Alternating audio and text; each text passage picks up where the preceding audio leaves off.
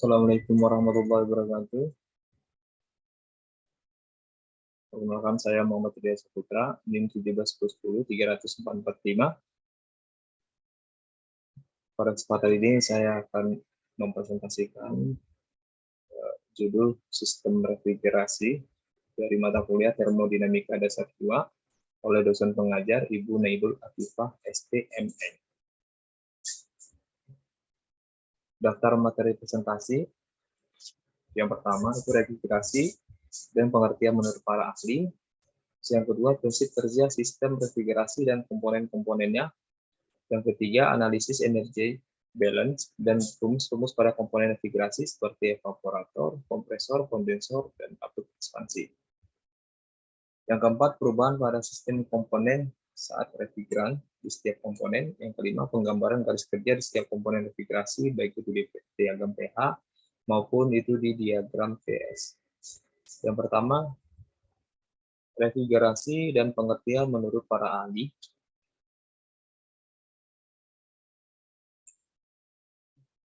Refrigerasi adalah produksi atau pengusahaan dan pemeliharaan tingkat suhu dari suatu bahan atau ruangan pada tingkat yang lebih rendah daripada suhu lingkungan atau atmosfer sekitarnya dengan cara penarikan atau penyerapan panas dari bahan atau ruangan tersebut. Menurut para ahli, refrigerasi dapat dikatakan juga sebagai proses pemindahan panas dari suatu bahan atau ruangan ke bahan atau ruangan lainnya. Oleh Ilyas 1993, sedangkan menurut Hartanto 1985, pendinginan atau refrigerasi adalah suatu proses penyerapan panas pada suatu benda di mana proses ini terjadi karena proses penguapan bahan pendingin atau refrigeran.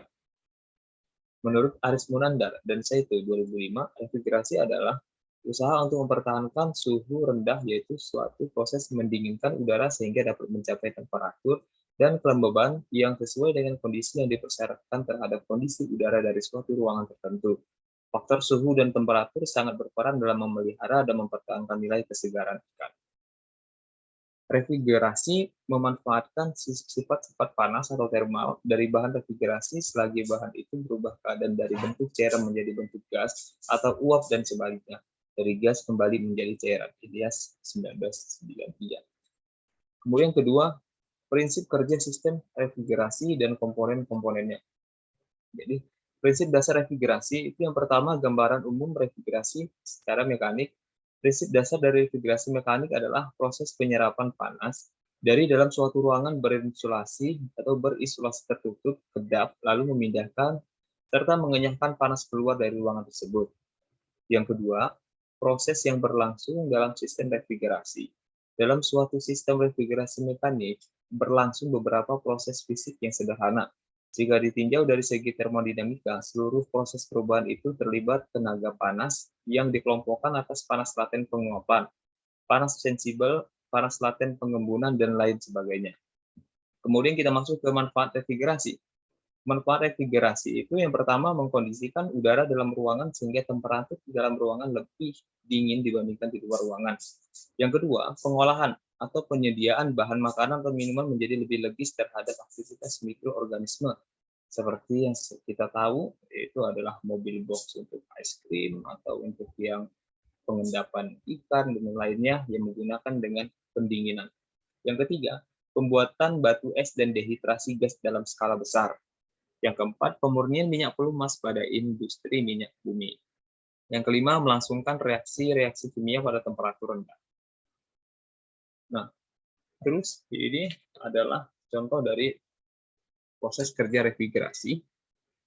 Jadi yang mana itu mula-mula udara masuk dari udara panas itu masuk di lingkungan atau ruangan, masuk ke evaporator, atau fase gas. Karena tekanan udara di lingkungan lebih besar daripada sistem, tekanan sistem lebih kecil karena sebelum evaporator ada katup ekspansi.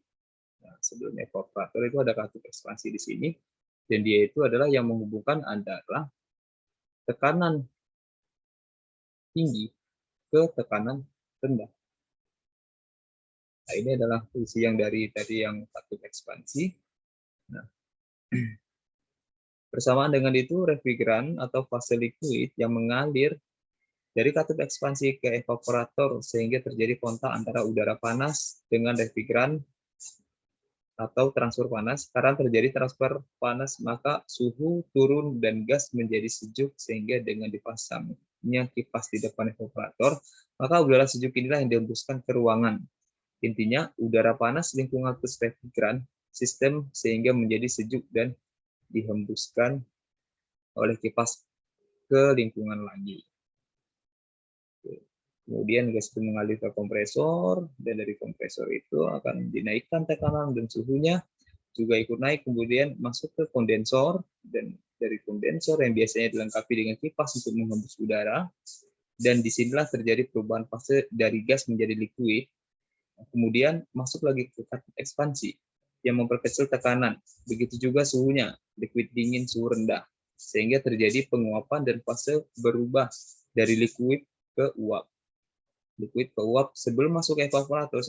Siklus ini berlangsung terus-menerus dan selama tidak bocor, refrigeran akan tetap utuh karena hanya mengalami siklus tanpa bereaksi. Kemudian masuk lagi ke evaporator. Oke, lanjut. Selanjutnya komponen sistem refrigerasi, yaitu komponen pertama, komponen utama sistem refrigerasi. Komponen pokok adalah komponen yang harus ada atau dipasang dalam mesin refrigerasi. Menurut Hartanto 1985, komponen pokok tersebut meliputi kompresor, kondensor, katup ekspansi, evaporator, dan masing-masing komponen dalam sistem kompresi uap mempunyai sifat-sifat yang tersendiri. Yang pertama kita bahas adalah kompresor. Nah, di sini kompresor merupakan jantung dari suatu sistem refrigerasi mekanik yang berfungsi untuk menggerakkan sistem refrigerasi agar dapat mempertahankan suatu perbedaan tekanan antara sisi tekanan rendah dan sisi tekanan tinggi dari sistem, menurut Ilias 1993. Di sini kompresor itu dibagi menjadi tiga. Yang pertama ada reciprocating kompresor atau kompresor rangka bolak-balik atau yang disebut dengan istilah lain yaitu kompresor toraks atau kompresor piston. Yang kedua ada kompresor suhu atau fan atau kompresor rotari. Yang ketiga ada kompresor sentrifugal. Oke, yang pertama itu adalah reciprocating kompresor atau kompresor rangka bolak-balik atau yang sering disebut dengan kompresor piston atau torak. Merupakan kompresor tipe sederhana karena hanya terdiri dari sebuah silinder dan piston yang bergerak maju mundur di dalamnya. Seperti pada mesin otomobil, dia itu ada sub atau stand, dan kemudian ada poros engkol atau tuas engkol yang merupakan bagian penting dari mekanisme. Pada saat piston bergerak mundur, ia menarik uap jet dingin dari evaporator ke dalam silinder kompresor. Itulah fungsi dari kompresor.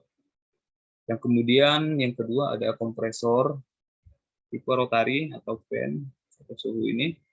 Jenis kompresor yang cara kerjanya ini sederhana. Dalam beberapa segi kesadarannya itu terkadang dapat mempersulit dalam memahami cara kerjanya, yang mana bagian yang bergerak dalam kompresor rotari tersebut terdiri dari cincin baja, sebuah sentrik atau cakram, dan sebuah penghalang geser. Yang ketiga itu ada kompresor sentrifugal, yaitu kompresor yang biasa digunakan untuk kapasitas besar seperti kita menggunakan chiller atau yang lainnya. Yang kedua, kita lanjut ke kondensor. Karena zat pendingin meninggalkan kompresor dalam bentuk uap bertekanan tinggi, maka diperlukan suatu cara untuk mengubah uap menjadi cairan kembali. Inilah fungsi unit kondensor atau condensing unit, menggembungkan atau condense uap menjadi cairan sehingga dapat dipakai kembali dalam siklus pendinginan. Nah, pada saat uap pendinginan dipompa ke dalam kondensor oleh kompresor, suhu dan tekanannya meningkat. Suhu yang tinggi itu memudahkan perambatan panas yang efektif dari permukaan kondensor ke ruang di sekitarnya. Bagian dari panas yang dipindahkan ke ruangan udara itu adalah laten yang diserap zat pendingin dalam evaporator. Pelepasan panas ke dalam ruangan cukup untuk mengumpulkan uap pendingin menjadi cairan. Nah, ini adalah berbagai jenis zat pendingin kondensor dibagi menjadi tiga bagian. Yang pertama air cooler kondensor atau yang menggunakan udara sebagai cooling mediumnya. Yang kedua water cooler kondensor atau yang menggunakan air sorry ini kebalik. Yang pertama itu menggunakan, yang kedua itu menggunakan air benar sebagai cooling mediumnya.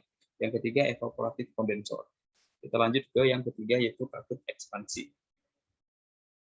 Katup ekspansi digunakan untuk mengekspansi secara adiabatik cairan refrigeran yang bertekanan dan bertemperatur tinggi sampai mencapai tingkat keadaan tekanan dan temperatur rendah.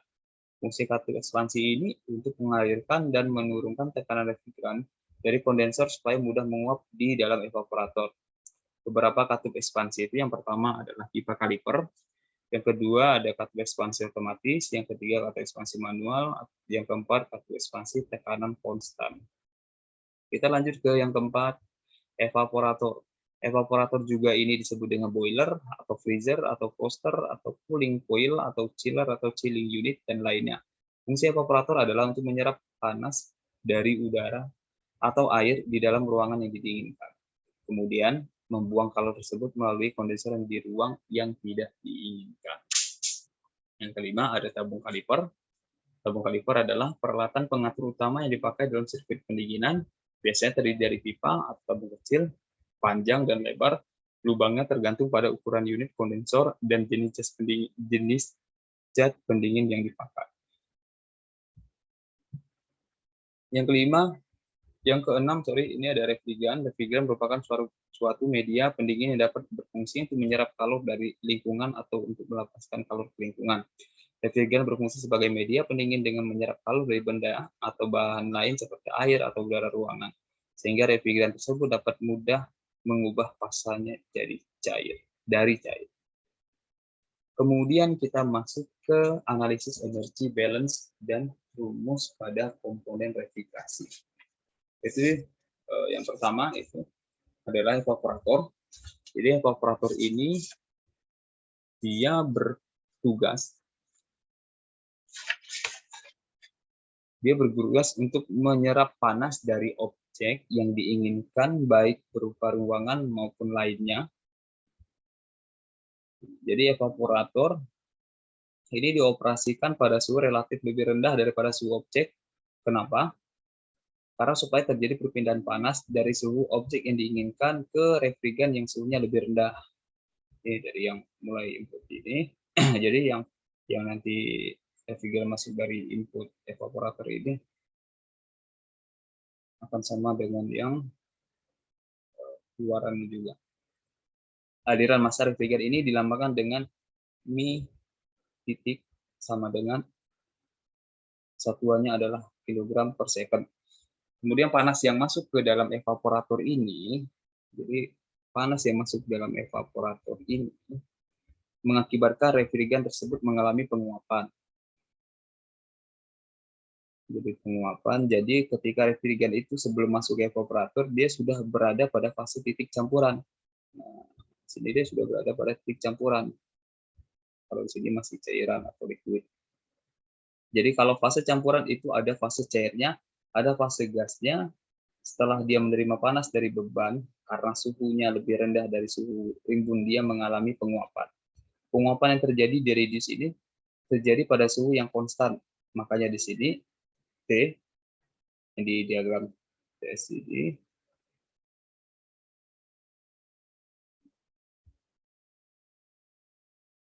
nah, makanya di sini ini yang dari 1 ke 2 itu suhunya sama, yaitu di poin 2, kecuali yang di poin 2 ini, yang keluaran poin 2 ini, nah, kalau yang mana suhu yang sama itu. Jadi kalor yang diserap evaporator ini diindikasikan terhadap kalor laten, yaitu kalor yang menyebabkan terjadinya perubahan fase. Dalam hal ini adalah evaporasi atau penguapan, sehingga dia bertindak dari titik 1 ini dan titik 2 tingkat energinya lebih tinggi. Nah, sampai ke titik 2 ini tingkat energinya lebih tinggi. Artinya begini, jadi fraksi uap jenuh ini. Jadi fraksi uap jenuh ini, itu fraksi uapnya 100%, dan di poin 1 itu masih campuran.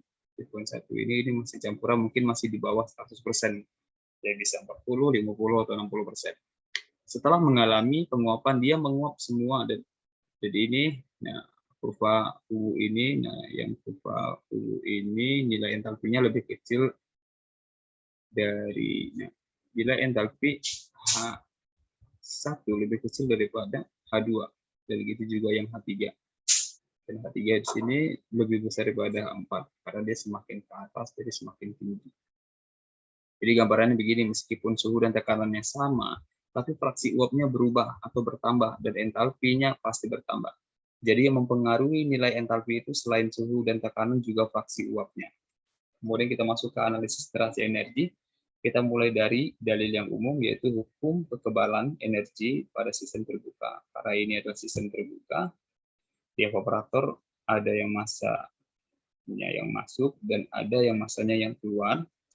Dalam sistem ini juga batasan sistem ini dilambangkan dengan garis putus-putus biru ini, sehingga di sini kita bisa lihat bahwa dE per dt sama dengan E titik I sama dengan E titik O,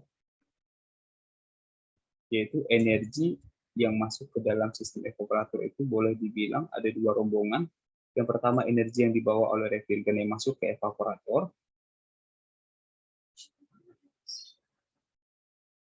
Jadi setiap massa yang mengalir, dia akan membawa trio energi, yaitu energi karena dia memiliki suhu dan tekanan tertentu dari fraksi uap tertentu pada proses campuran, maka dia memiliki tingkat energi yaitu H1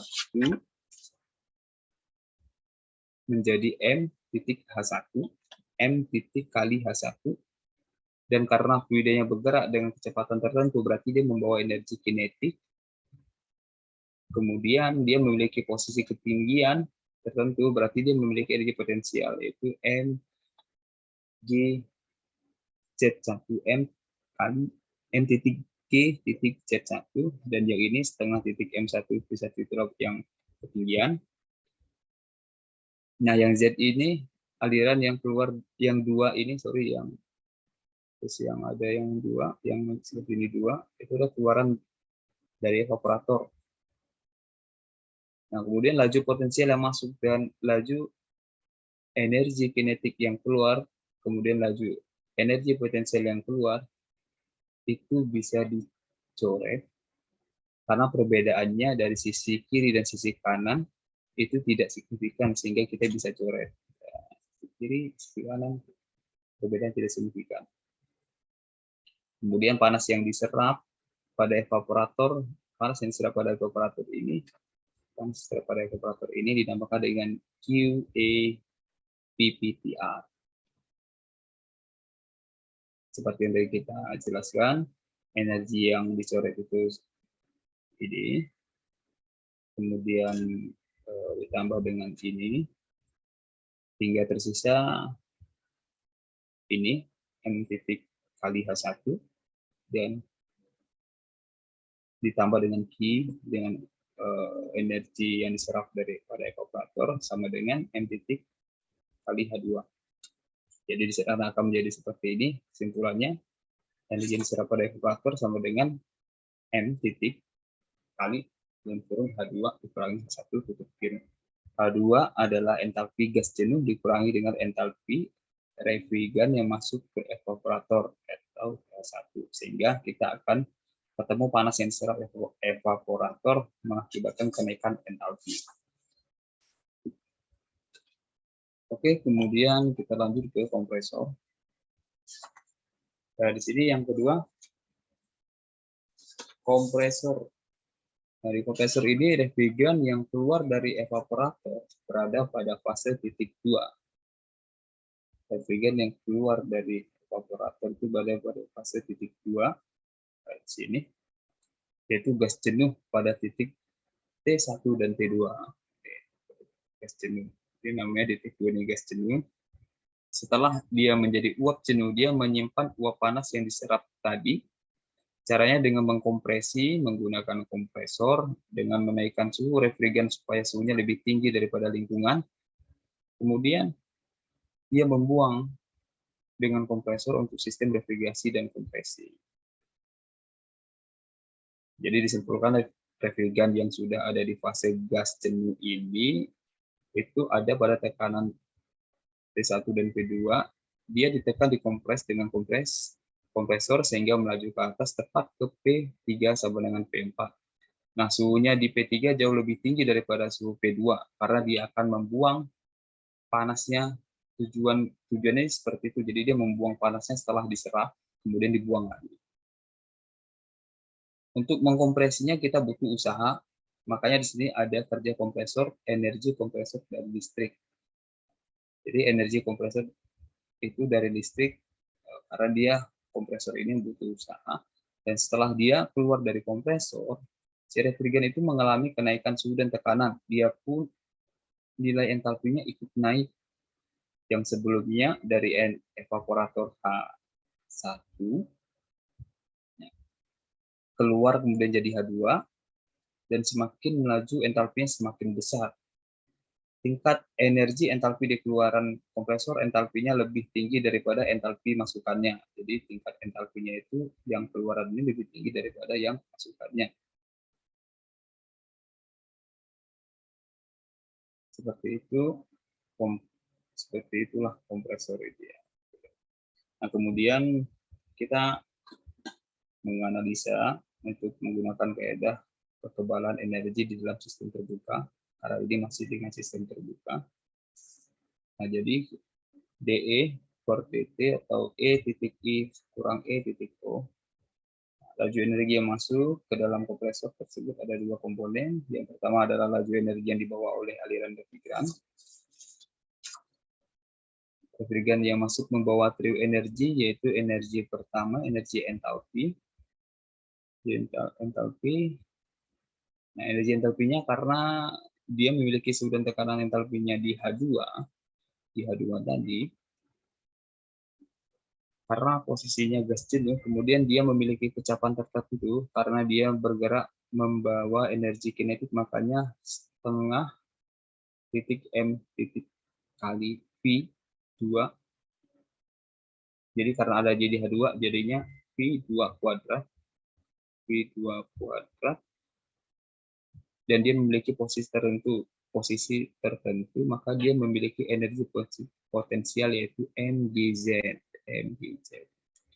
Kemudian ada energi masuk dari luar usaha kompresor. Usaha kompresor di sini sama dengan,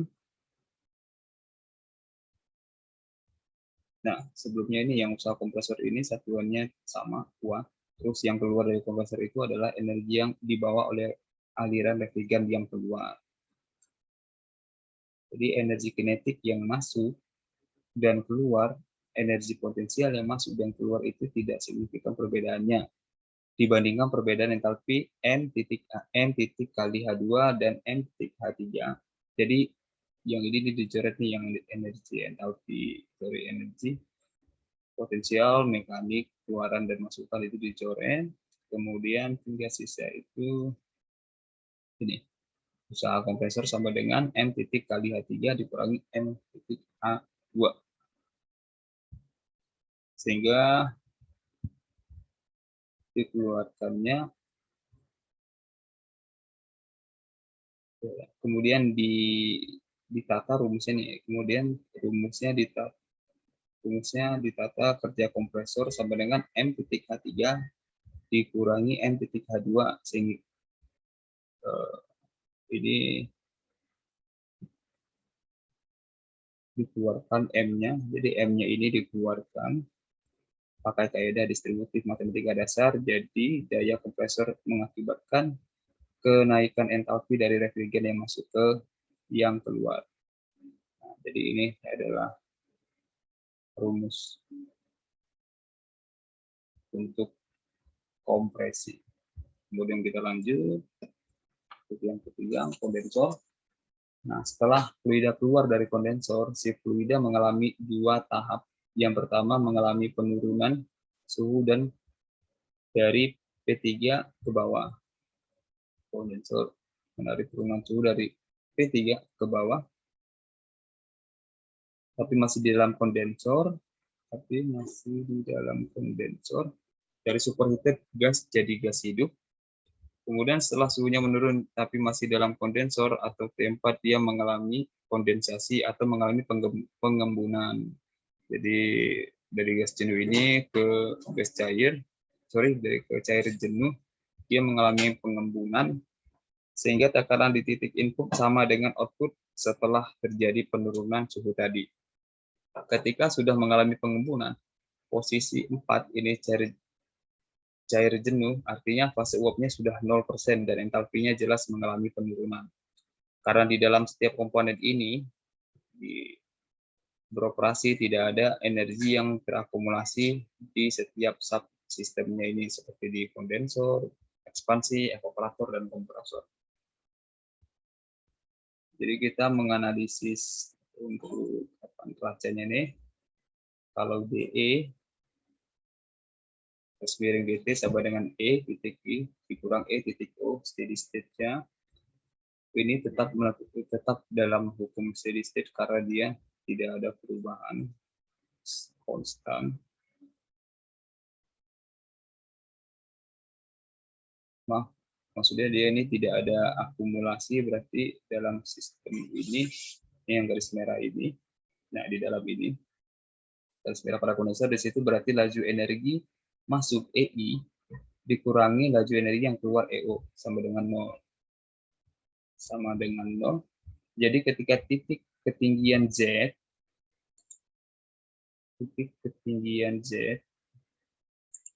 jadi ketika titik ketinggian Z sama, jadi kita coret sama seperti tadi, energi kinetik keluar dan masuk dicoret, energi potensial keluar masuk dicoret. Kemudian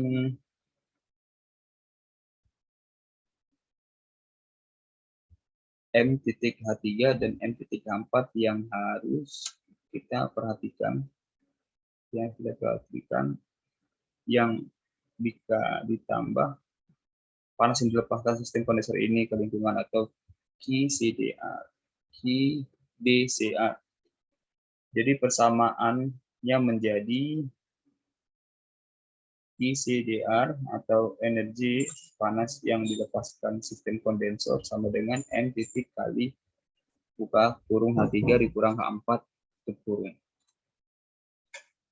Sehingga persamaannya seperti ini nih setelah ditata rumusnya. Oke, kemudian kita lanjut ke katode ekspansi.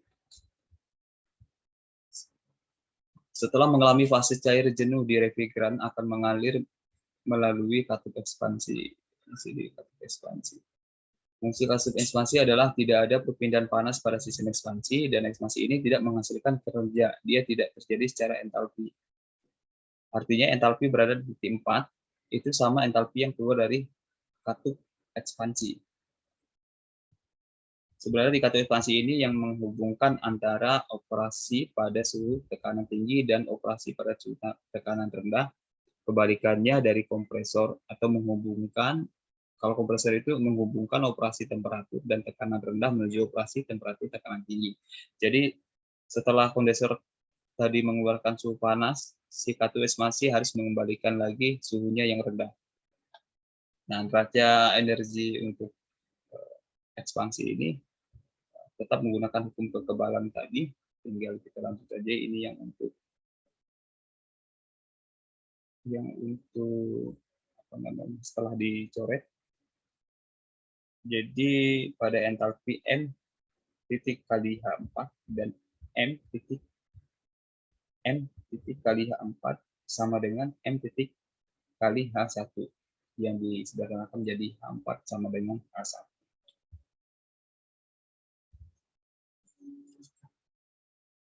Kemudian kita masuk ke perubahan pada setiap komponen saat refrigeran mengalir.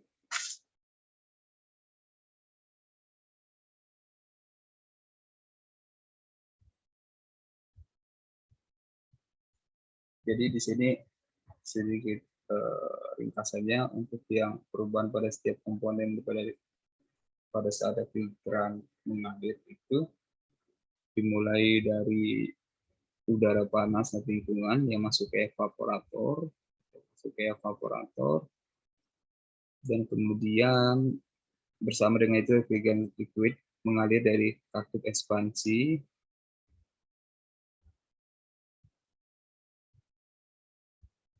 masuk ke katup ekspansi.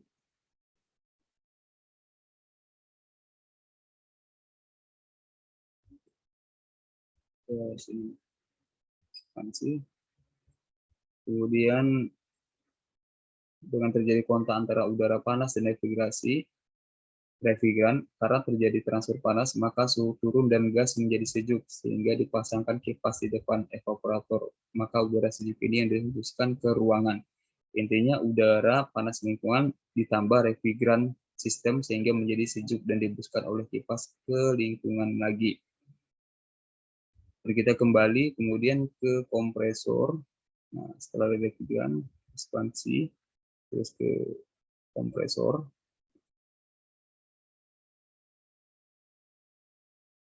Nah, masuk ke kompresor. Setelah kompresor dinaikkan tekanan sehingga suhu juga ikut naik, kemudian masuk ke kondensor yang biasanya dilengkapi untuk menghembuskan udara. Di sini terjadi perubahan fase dari gas menjadi liquid. Kemudian katup ekspansi yang memperkecil tekanan itu. Begitu juga suhu liquid dingin, suhu rendah, sehingga terjadi penguapan.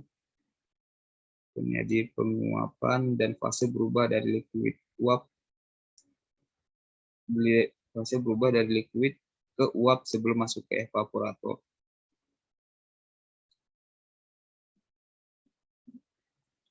Dan ini terjadi terus-menerus sampai objek itu mencapai kepada titik yang kita inginkan.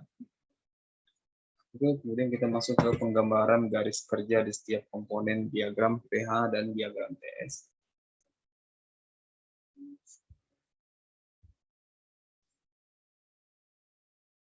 Jadi di sini di sebelah kiri ini ada diagram pH atau diagram tekanan. Yang di sebelah kanan ini ada diagram TS. Jadi diagram pH itu adalah diagram dengan sumbu X menunjukkan entalpi. Dan kemudian sumbu Y menunjukkan tekanan. Ini ada tekanan, ini ada entalpi. Biasanya diagram pH juga dilengkapi dengan garis-garis besar lain seperti garis suhu, entropi, dan volume jenis. Dan kemudian yang sebelah kanan ini diagram TS. Diagram TS dia adalah diagram yang menggambarkan hubungan antara temperatur T dengan entropi atau S fluida pada kondisi tekanan, entalpi, fase, dan massa jenis tertentu. Jadi pada diagram TS terdapat besaran-besaran tekanan, massa jenis, temperatur, entalpi, dan fase fluida. Nah, di sini cara membahasnya itu di slide tampilan bisa kita lihat ada garis yang ke atas ini. Nah, ini adalah di diagram pH, ini adalah tekanan, jadi semakin tinggi, semakin ke atas, semakin tinggi. Kemudian entalpi yang di bawah ini semakin ke kanan juga semakin besar. Kemudian kurva-kurva yang melengkung ini warna kuning, nah itu adalah kurva dengan nilai suhu yang sama. Jadi setiap titik yang dilewati kurva yang sama, maka nilainya sama. Semakin ke kanan, semakin ke arah ke T3 ini. Jadi semakin tinggi suhunya, seperti T3 ini lebih tinggi daripada T4. Kemudian fasenya.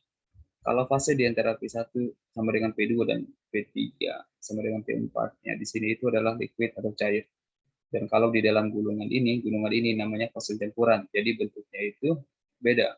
Kalau di diagram pH bentuknya agak condong ke kanan ke atas, sedangkan di TS jajar seperti bukit. Nah, kemudian juga refrigeran ada di titik dalam gunungan itu adalah fase campuran. Sedangkan jika posisinya ada di condong ke kanan, nah itu adalah fase gas.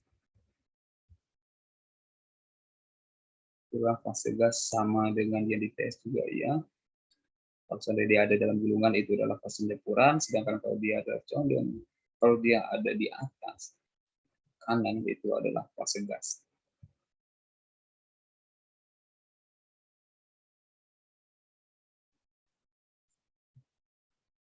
Nah, kalau seadanya yang di kurva, nah ini. Yang di kurva atas, nah ini yang ini fase cair hampir menguap, yang di 4 di T4 ini menguap, namanya cair jenuh. Kalau dari superheated ke gas jenuh itu namanya mengembun, mulai mengembun. Pembacaan garis diagram pH dan diagram TS dimulai dari evaporator titik 1 ke 2 itu kalau dilihat entalpinya meningkat kalau di diagram TS H2 lebih tinggi daripada H1 jadi meningkat. Jadi H2 lebih tinggi daripada H1 posisinya. Jadi ini lebih meningkat. Dan kemudian kompresor aliran refrigeran mengalami kenaikan tekanan dari garis 2 ke 3 yang mana tekanan P3 lebih tinggi daripada P2 ini di diagram pH-nya dan kemudian di diagram TS juga sama, dia menjulang ke atas. Kemudian suhunya lebih tinggi dari T2 sama dengan T1 itu suhunya meningkat dari T2 ke T3. Jadi yang awalnya di sini jadinya di sini sama dengan yang di TS juga sama awalnya di sini jadi ke sini. Ini fasenya dari gas jenuh sampai superheated gas. Setelah itu kondensor. Setelah itu masih kondensor. Dari kondensor ini melalui 2 tahap. Karena di sini ada penurunan gas dan di sini juga ada gas konstan juga. Baik evaporator maupun kondensor dia bekerja di tekanan yang konstan. Kalau di diagram TS ada di sepanjang kurva, ya ini sepanjang kurva. Di sepanjang kurva isobarik yang sama dan di diagram pH juga sama. Jika evaporator tekanan konstan, kondensor juga tekanannya konstan. Ya, seperti ini. Tapi dia mengembun dari gas ke cair. Dia mendatar dari 3 ke 4. Mendatar dari 3 ke 4. Kalau seandainya evaporator 1 ke 2, kondensor dari 3 ke 4.